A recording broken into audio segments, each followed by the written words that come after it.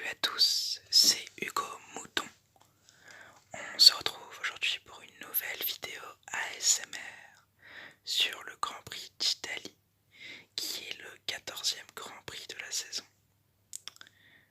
On va directement commencer, parce qu'il n'y a pas d'événements spéciaux avant ce Grand Prix, à part la folie des tifosi qui acclament Leclerc comme si c'était leur nouveau héros, leur nouveau Schumacher.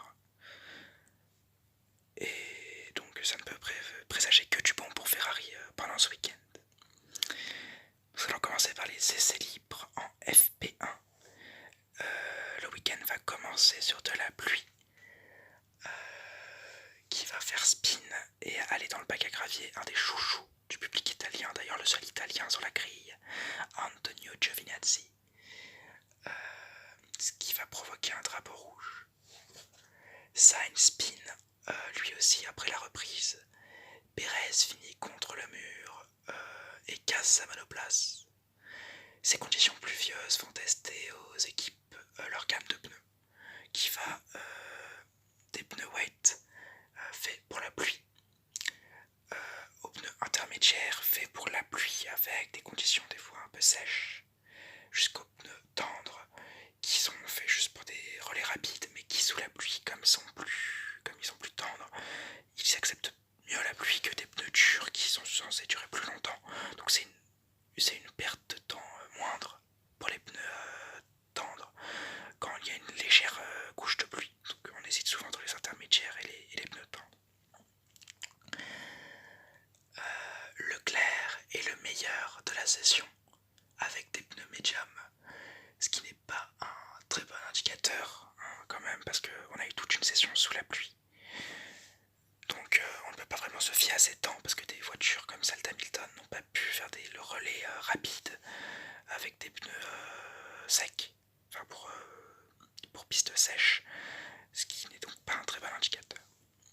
En FP2, les Ferrari sont plus rapides que les Mercedes et Hamilton semble en difficulté. Verstappen partira en fond de grille parce qu'il prend un nouveau moteur, et Gasly et Grosjean sont dans le top 10 en FP2.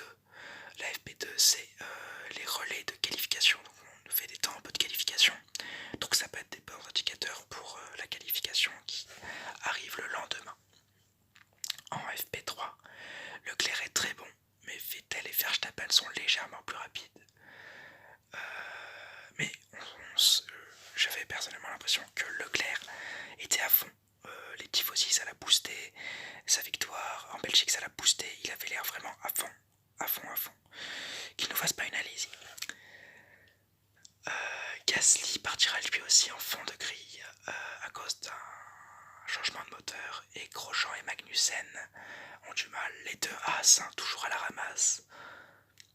On va partir sur les qualifications. En Q1, Pérez a un problème moteur qui provoque un drapeau rouge. Verstappen a un problème d'énergie moteur, ce qui l'empêche de passer en Q2. Mais de toute façon, il était condamné à ne pas y rentrer en Q2. Enfin, il pouvait pas aller en haut de grille, étant donné que son changement moteur lui mettait une pénalité de pas mal de place quand même. Et Stroll passe en Q2. Waouh! En Q2 d'ailleurs, Kimi sort dans les graviers en début de la qualification, mais sans grands incidents. Giovinazzi sort en Q2 à 2 millièmes de son coéquipier Kimi Raikkonen qui est 10ème, et Stroll passe en Q3. Waouh! En Q3, Leclerc prend la pole et la session est stoppée par Kimi, encore une fois, qui sort et casse sa monoplace dans la dernière parabolique, le dernier virage avant la ligne d'arrivée quoi. À la relance de la Q3, toutes les voitures sortent en même temps parce qu'il avait provoqué un drapeau rouge, et elles ne veulent pas donner l'aspiration aux autres, ce qui va nous donner le moment le plus drôle en piste de cette saison. Si on enlève les radios, aucune voiture ne va vouloir faire un temps pour ne pas donner de l'aspiration aux autres voitures. Donc, au final, terminé avec Sainz qui passe la ligne d'arrivée et qui peut donc commencer son tour, mais qui ne fera pas mieux qu'une 7ème place. Et on va donc se récupérer les temps avant le crash de Kimi Raikkonen. Leclerc est donc en pole position, une des pole positions les plus loufoques de l'histoire de la F1. C'est vraiment très très drôle. Alors je vais vous donner la grille de départ. Grille de départ qui est donc dominée par Leclerc à domicile, Hamilton en seconde position, Valtteri Bottas en troisième, Vettel quatrième, Ricciardo cinquième et Hülkenberg sixième. Très bonne prestation des Renault ce week-end. Sainz septième, Albon huitième, Stroll neuvième, Giovinazzi dixième, onzième Magnussen, douzième Kvyat, treizième Romain Grosjean avec une pénalité, quatorzième Pérez avec une pénalité, Russell 15e avec une pénalité, Norris 16e avec une pénalité, Kubica 17e avec une pénalité, Gasly 18e avec une pénalité, 19e Verstappen avec une pénalité et 20e Raikkonen qui part des stands étant donné qu'il a cassé sa monoplace en Q3, en Q2 pardon, ou en Q3, oh là là, je dis des bêtises, il a cassé sa monoplace en Q3 et donc ses mécaniciens ont dû la réparer, donc il devra partir des stands. La course, au début de la course, Leclerc prend un bon départ, Vettel quant à lui sera totalement. Verstappen casse son aileron à cause de Pérez qui est lent et qui ralentit, qui freine même un peu. Il doit donc passer au stand pour le réparer, ce qui va donc faire perdre beaucoup de temps au pilote Red Bull. Au tour 3, Albon manque la collision avec Sainz. Sainz qui fera sortir de la piste Albon, qui va s'énerver. C'est très très rare de voir Albon s'énerver. C'est un peu le garçon qui cool de la F1 cette année. Donc voir Sainz s'énerver Albon, c'est fort de Sainz. Ça veut vraiment dire ce que ça veut dire. Sainz a fait une erreur. Tour 5, les Renault sont très bien placés et une consigne d'équipe laisse passer Ricciardo à la place d'Hülkenberg. Hülkenberg qui n'est pas renouvelé pour la saison prochaine, je le rappelle, accepte sans broncher sa consigne et Ricciardo le remercie de ça à la radio. Tour 6, Vettel sort de la piste et en reprenant cette même piste, il fait sortir Stroll qui à son tour fait sortir Gasly, ce qui est un enchaînement plutôt drôle. Mais le plus marrant, c'est la radio de Stroll qui se plaint du retour en piste comme un idiot de Vettel, juste après avoir fait sortir de piste Gasly comme un idiot à son tour, ce qui est un peu hypocrite, pas hypocrite, mais je reprends l'adjectif loufoque, mais ce qui est plutôt marrant. Vettel et Stroll doivent donc passer au stand pour réparer pour Vettel son aileron et Stroll aussi, je crois que c'est son aileron. Au milieu de la course, après leur passage au stand, Leclerc et Hamilton se bataillent alors que l'anglais a des gommes plus tendres, il a des gommes medium, ce qui montre une dégradation bien moindre des pneus pour Mercedes et peut-être une défaite de Ferrari à cause de cette usure des pneus qui leur porte préjudice. Mais Leclerc va tasser Hamilton au 4e virage dans l'herbe.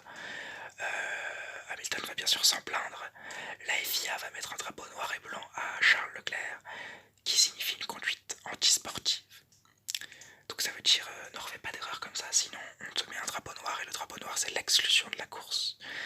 Si ça vous intéresse, je pourrais faire une vidéo vous parlant des drapeaux de la F1 pour que vous compreniez peut-être un peu mieux les vidéos dont je parle. Dites-moi ça en commentaire. Comment gagner du référencement? Tour 28. Après un pit stop raté, Sainz abandonne. Donc les mécaniciens McLaren font une erreur, ça arrive. Tour 30, le moteur de Kvyat lâche. Tour 36, une nouvelle bataille entre Leclerc et Hamilton remportée par le Monégasque. Tour 42, Hamilton part à la faute au virage 1 et se fait doubler par Bottas, son coéquipier. Tour 50, chasse, désormais Leclerc se rate à son tour dans le premier virage. On pensait pouvoir voir Bottas mettre une pression à Charles Leclerc, mais il n'en sera rien. Et Leclerc s'envole vers vers sa seconde victoire et sa première victoire en Italie. Magnussen a un problème moteur et finit la course dans les stands. Tour 53. Leclerc remporte son second GP d'affilée à domicile et fait exploser le public italien. Fin de cette course, je vais vous donner la grille d'arrivée. Leclerc premier, Bottas second, Hamilton troisième, Ricciardo quatrième, cinquième, Hülkenberg sixième, Albon septième, Perez huitième, Verstappen neuvième, Giovinazzi dixième, Lando Norris onzième, Gasly douzième, Stroll treizième, Vettel quatorzième, Russell quinzième, Raikkonen 16e Grosjean, 17e Kubica, 18e Magnussen DNF, 19e Kiat DNF et 20e Sainz DNF. Je vais donc passer aux enseignements de cette course. Une course qui aura été mouvementée, mais plus ennuyante que par exemple le Grand Prix d'Allemagne ou le Grand Prix de Belgique. Quoique le Grand Prix de Belgique, oui, les deux courses se valent un peu. Elles étaient toutes les deux monotones avec de très belles actions. Donc déjà, gros GG à Leclerc qui remporte son deuxième Grand Prix. Et cette fois-ci qui laisse exploser sa joie. Il y avait eu beaucoup de retenue en Belgique à cause de l'atmosphère du Grand Prix. Et là, c'est une explosion de joie qui explose chez Leclerc et qui... Voilà, on ne peut que lui souhaiter le meilleur pour la suite. Et peut-être un triplé à Singapour, hein, on aimerait bien. Vettel dans les choux, hein, Vettel qui finit 13ème après son accident avec Stroll. Il refait pas une bonne course et c'est plutôt décevant après ce qu'il avait fait en Belgique qui avait sécurisé à Charles Leclerc sa première place. Là on voit en Italie qu'il a été très mauvais. C'est très décevant pour un pilote qui était en début d'année le numéro 1. Bravo à Renault pour ce beau résultat. 4ème et 5ème, c'est le meilleur résultat de Renault depuis leur retour en F1. Depuis qu'ils l'avaient quitté, je crois, en 2010 ou 2009, je sais plus. Bravo à eux. On a vu un Cyril Abitboul très ému à la fin de la course. Et un Grosjean qui, comme à son habitude, était souriant. Pas un Grosjean, un Ricciardo, comme à son habitude, très souriant. Et Hamilton, bravo à Hamilton qui a fait une belle course, qui aurait pu attraper Leclerc et qui, après la course, a fait des déclarations disant que si le titre se jouait vraiment, il aurait peut-être plongé et ce serait peut-être pas fait tasser dans l'herbe et donc aurait peut-être fait sortir Charles avec lui, aurait peut-être provoqué un accident, ce qui montre des paroles disant que les Ferrari sont un peu décrochés et que la manœuvre de Charles était peut-être un peu antisportive. Il n'a pas totalement tort non plus. Et enfin, Kimi Raikkonen. Ce sera le point Raikkonen. À chaque course, on mettra point Raikkonen dans le montage. Point Raikkonen, une bonne séance de qualification, à part en Q3 où il part à la faute. Des mécanos qui ont beaucoup donné. Et une course qui est marquée d'un dépassement sur Kubica, pas très compliqué. Hein. Dépassement sur Grosjean, pas compliqué non plus. Et par contre, une incapacité à dépasser George Russell. Donc voilà, plutôt décevant cette course de Raikkonen. Et autre point marquant, je dirais Verstappen, qui part de la 19ème place, qui fait un arrêt au stand et qui finit quand même 8ème, donc qui fait ramener 3 points pour Red Bull.